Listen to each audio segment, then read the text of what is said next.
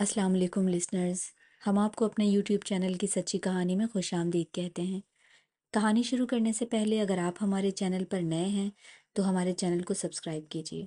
کہانی پسند آئے تو لائک اور شیئر بھی ضرور کیجیے۔ میں جب سائرہ کے گھر داخل ہوئی تو مجھے اپنی آنکھوں پر یقین نہیں آ رہا تھا۔ میرے سامنے میری پیاری دوست سائرہ ابدی نیند سو رہی تھی اور آنٹی جمیلہ بار بار بے ہوش ہو رہی تھیں، رو رو کر بے حال ہو رہی تھیں، ہر آنکھ اشک بار تھی۔ سائرہ نے خودکشی کی تھی، مگر کیوں؟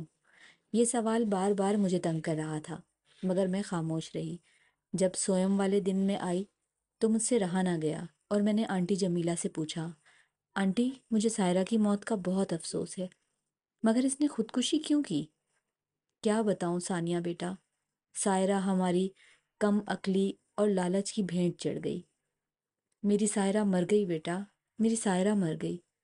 آنٹی سنبھالیں خود کو پلیز۔ ہاں بیٹا، سائرہ تو ہماری دنیا اندھیر کر کے چلی گئی، کاش میں اس کی بات کا یقین کر لیتی۔ مگر کیا مگر؟ آنٹی پلیز کچھ بتائیں، کیا ہوا تھا سائرہ کو؟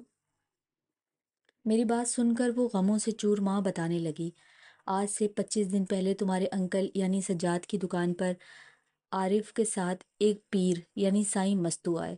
سجاد کے کپڑے کی دکان ہے اور ان دنوں ان کا کام بہت نرم جا رہا تھا۔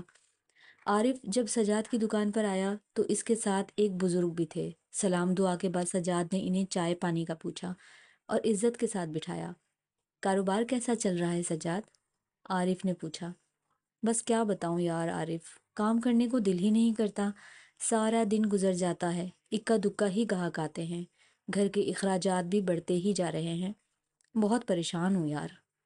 اچھا پریشان نہ ہو، سمجھ لے اللہ نے تیرا مسئلہ حل کر دیا۔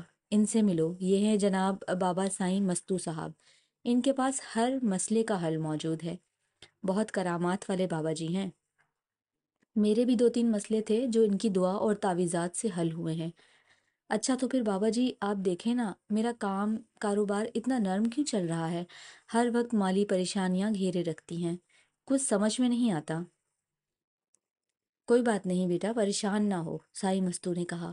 سائی مستو نے ہاتھ میں تسبیح پکڑی ہوئی تھی اور کاندھے پر ایک چھوٹا سا بیگ تھا جس میں اس کی اپنی تعویذات کی کتابیں رکھی ہوئی تھیں۔ سجاد نے دکان بند کی، عارف کا شکریہ ادا کیا کہ اس نے سجاد کا مسئلہ حل کرنے کا سوچا، اور سائی مستو کو لے کر گھر پہنچا۔ دروازے پر دستک دی، دروازہ سائرہ نے ہی کھولا۔ سائی مستو نے جب سائرہ کو دیکھا تو دیکھتا ہی رہ گیا۔ خوبصورت، دراز قد، 17 سالہ سائرہ اتنی حسین اور معصوم تھی کہ جو دیکھتا دیکھتا ہی رہ جاتا۔ سائرہ کے حسن کو دیکھتے ہوئے سائی مستو کی نیت میں بھی کھوٹ آ گیا۔ سجاد نے اپنی بیوی کو سائی مستو کے بارے میں بتایا اور پھر وہ سائی مستو کو لے کر ایک کمرے میں جا کر بیٹھ گیا۔ سائی مستو نے جب ایک کاغذ پر کچھ آڑی ترچھی لکیریں کھینچیں اور ان سے کہا، آپ کے گھر پر اور کاروبار بند کرنے کے لیے کسی نے کالا جادو کروایا ہوا ہے۔ پھر اتنا کہا اور کاغذ پر کچھ لکیریں کھینچیں اور سجاد سے کہا، مبارک ہو آپ کو، میرے موکلات نے بتایا ہے کہ آپ کے گھر میں خزانہ چھپا ہے، مگر ایک مسئلہ ہے، اس خزانے کو حاصل کرنے کے لیے مجھے ایک خاص عمل کرنا پڑے گا اور اس کے لیے مجھے کسی نوجوان بچی کی ضرورت پڑے گی، 40 دن کا عمل ہے۔ سجاد خوشی سے چہک کر بولا، بابا جی میں ساری زندگی آپ کا احسان مند رہوں گا، اور بچی کی فکر نہ کریں، میری بیٹی سائرہ بھی 17 سال کی ہے۔ تو پھر ٹھیک ہے، ہم کل سے ہی عمل شروع کر دیں گے۔ دوسرے دن اس نے ایک خالی کمرے میں سائرہ کو بلایا۔ سجاد اور اس کی بیوی کو سائی مستو پہ بہت بھروسہ تھا، کیونکہ دونوں میں ہی سائی مستو کا اعتماد جیت لیا تھا۔ سجاد اور اس کی بیوی نے بلا جھجک سائرہ کو اس کے پاس تنہا کمرے میں بھیج دیا۔ سائی مستو بہت چالاک تھا۔ کمرے میں جانے سے پہلے سائی مستو نے سجاد سے کہا، موکلات کے آنے کی وجہ سے ہو سکتا ہے آپ کو چیخوں کی آواز آئے، تو گھبرانا نہیں، سائرہ بچی ہے، پہلی بار موکلات سے ہم کلام ہوگی تو ہو سکتا ہے گھبرا جائے، مگر آپ لوگ دھیان نہ دینا اور کمرے کی طرف کسی کو نہ آنے دینا، ورنہ عمل ٹوٹ جائے گا۔ پھر جب سائی مستو کمرے میں داخل ہوا تو سائرہ کچھ سہمی سہمی سی تھی۔ سائی مستو نے دروازے کو اندر سے کنڈی لگا لی اور اپنے چھوٹے بیگ سے ایک بوتل نکال کر سائرہ کو حکم دیا کہ پہلے اس کو پی لو۔ سائرہ نے کپ کپاتے ہاتھوں سے بوتل تھام کر جیسے ہی ہونٹوں کے قریب کی تو کچھ عجیب سی بدبو لگی، مگر سائی مستو نے گرج کر حکم دیا کہ پی لو، اور مجبوراً سائرہ نے پی لی۔ مگر تھوڑی دیر میں اس کی حالت عجیب ہونے لگی اور اس کا پورا فائدہ اٹھایا اور انسان نما شیطان ظاہر ہو گیا۔ سائرہ کو اس نے بے دردی سے بھنبور ڈالا، اس کی عزت کی دھجیاں اڑا دیں، اور اس سے بھی زیادہ کمینہ پن یہ کیا کہ اس کی نازیبہ ویڈیو بنا ڈالی اور اسے ویڈیو دکھا کر کہا کہ اگر گھر والوں کو یا کسی کو بھی کچھ بتایا تو اس کی ویڈیو نیٹ پر دے دے گا۔ سائرہ کو چپ لگ گئی۔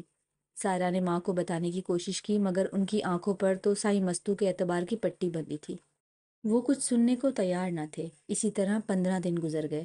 سائرہ کے صبر کا پیمانہ لبریز ہو گیا اور 16ویں دن سائرہ نے رات کو زہر کھا کر خودکشی کر لی، کیونکہ اس نے اپنی امی کو جب بتایا تو اس کی امی اس پر غصہ کرنے لگی۔ امی پلیز مجھے اس درندے کے ساتھ کمرے میں نہ بھیجیں، وہ جھوٹ کہتا ہے، اس کے پاس کوئی موکلات نہیں، وہ خود ایک شیطان صفت انسان ہے۔ ارے کیا کہہ رہی ہو سائرہ؟ خبردار جو تو سائیں بابا کے خلاف ایک لفظ بھی بولی۔ وہ ہمارے محسن ہیں، ہمارے لیے چلہ کاٹ رہے ہیں تاکہ ہمارے دن پھر جائیں، اور تو ان کے خلاف بول رہی ہے۔ سائرہ جان گئی تھی کہ اس کے ماں باپ اس کی بات کا کبھی یقین نہیں کریں گے۔ 15 دن وہ اس شیطان کی حوث کا نشانہ بنتی رہی، مگر 16ویں دن اسے گوارا نہ تھا، اس لیے اس نے خودکشی کو ہی راہ نجات جانا۔ سائرہ کی موت کی خبر جنگل کی آگ کی طرح پھیلی اور سائیں مستو کو پتہ چلا تو وہ بھی فرار ہو گیا۔ دوسری صبح اسی کمرے کی صفائی کرتے ہوئے سائرہ کی چھوٹی بہن نادیہ جو 15 سال کی تھی، اس کو سائیں مستوں والے کمرے سے ایک میموری کارڈ ملا جو اس نے لا کر اپنے ابو کو دیا۔ سجاد نے کارڈ جیب میں ڈال لیا۔ کچھ دنوں بعد جب وہ اپنے غم سے باہر نکلے تو انہیں خیال آیا کہ کئی دنوں سے سائیں مستو نہیں آئے۔ جیسے ہی موبائل نکالنے کے لیے جیب میں ہاتھ ڈالا تو میموری کارڈ ہاتھ میں آ گیا۔ سجاد نے میموری کارڈ اپنے موبائل میں ڈال کر جب ویڈیو آن کی تو اس کی آنکھیں پھٹی کی پھٹی رہ گئیں۔ اس سے مزید نہ دیکھا گیا اور سائرہ کی موت کی وجہ بھی سمجھ میں آ گئی۔ مگر اب کیا ہو سکتا تھا؟ جس خزانے کی لالچ میں انہوں نے اپنی بیٹی اور اس کی عزت کھو دی، وہ خزانہ نہ تھا، نہ ملا۔ سائیں مستوں آج تک فرار ہے، دوبارہ نظر نہیں آیا۔ اب آخر میں میری درخواست ہے اپنے مسلمان بہن بھائیوں سے کہ پلیز عقیدہ توحید پہ قائم رکھیے، اللہ اور اس کے رسول صلی اللہ علیہ وآلہ وسلم پہ یقین لائیں۔ یہ یاد رکھیں کہ اللہ کے حکم کے بغیر اگر ایک پتہ بھی نہیں ہل سکتا تو پھر یہ جعلی عامل اور پیر کیا کسی کی قسمت سنواریں گے۔ جو بھی مانگنا ہے صرف اللہ سے مانگیں، کیونکہ وہ اس کائنات کا مالک ہے، وہی دینے والا ہے۔ باقی ان لوگوں پر بھروسہ کر کے اپنا ایمان ضائع مت کریں، اور بیٹی کی عزت سے ہی سب سے بڑا خزانہ ہے، ہو سکے تو اس خزانے کی حفاظت کیجیے۔ اللہ ہم سب کو نیک کام کرنے کی توفیق عطا فرمائے، آمین۔